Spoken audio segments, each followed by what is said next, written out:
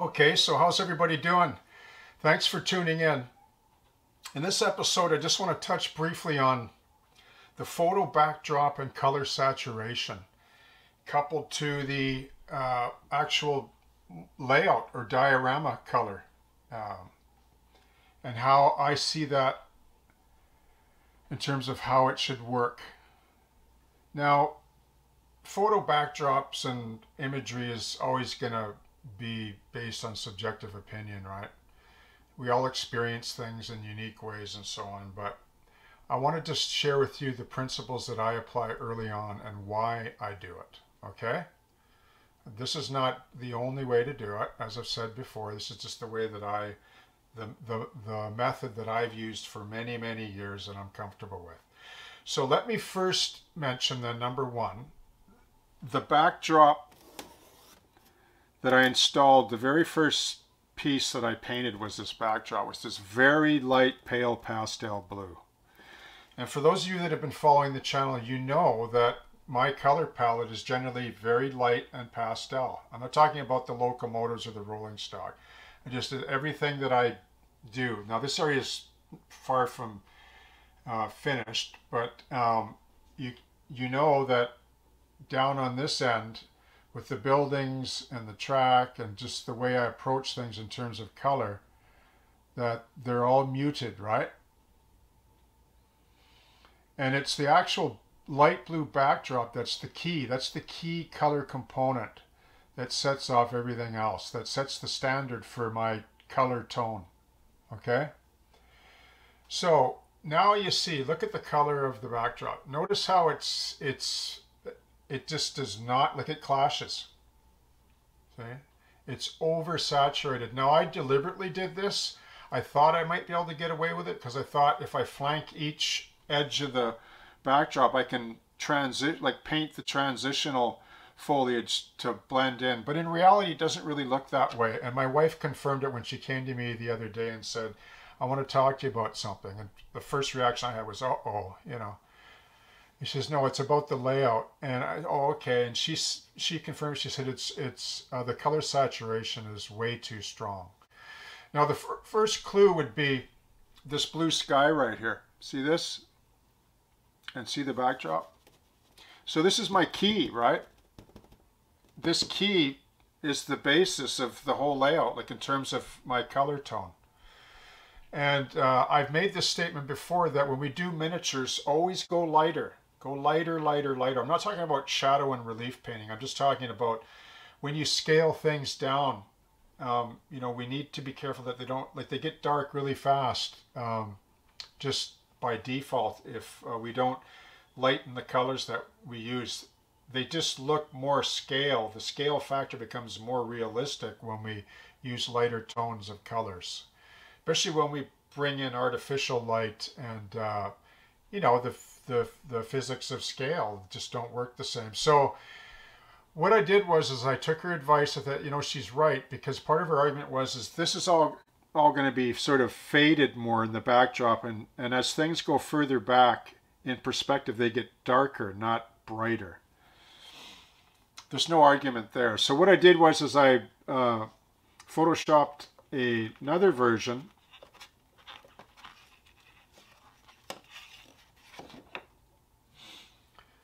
like this one.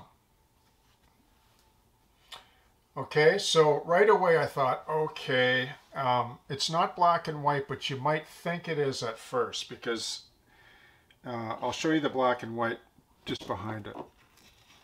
Color's worth 1,000 words, right? Or a photo, sorry, is worth 1,000 words. So let's just lay those three together. Now, bear in mind this area too, right? This is our transition from 2D to 3D, right? This edge here, this flanking of this deciduous tree that this is going to be. See the dark? Like, this actually looks more like this color. Let me point this out. This actual moss, preserved moss that I just glued to a plastic flat, just to create a kind of a hedge effect, to run these baby's breath branches out of, looks more like this right now to me, but in terms of digital media, it probably looks darker. But notice how when I pull this back,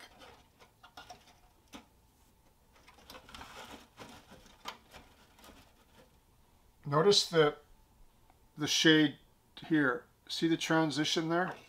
Let me move that for you.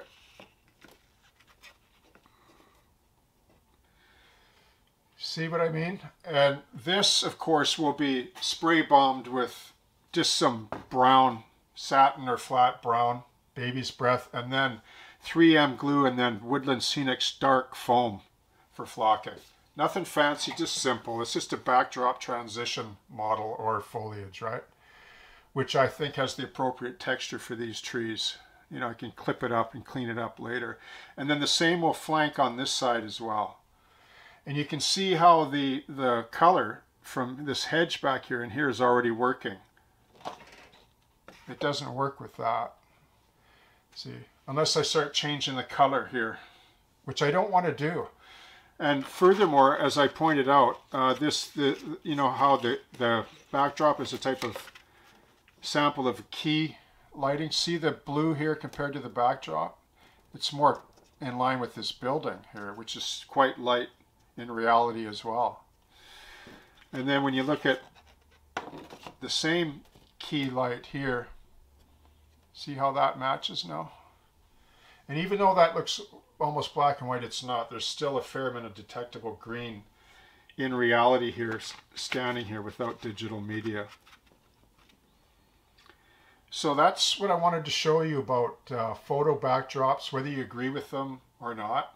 I don't like to use them, as I've mentioned before, but in this case I'm going to do it for the purposes of this demo layout. Really is what it's become for everyone to learn from, including me.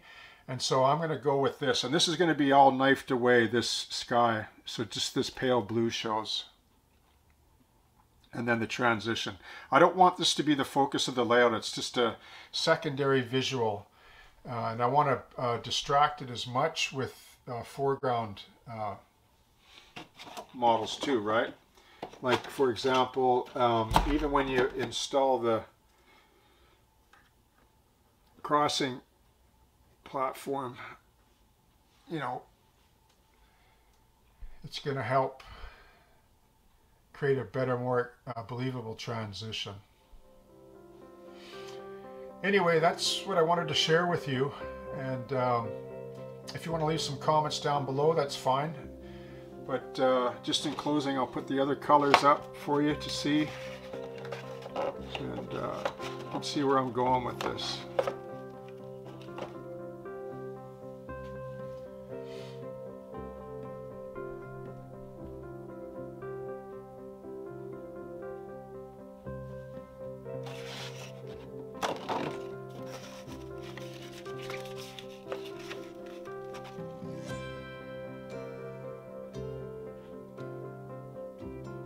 Okay, thanks for tuning in.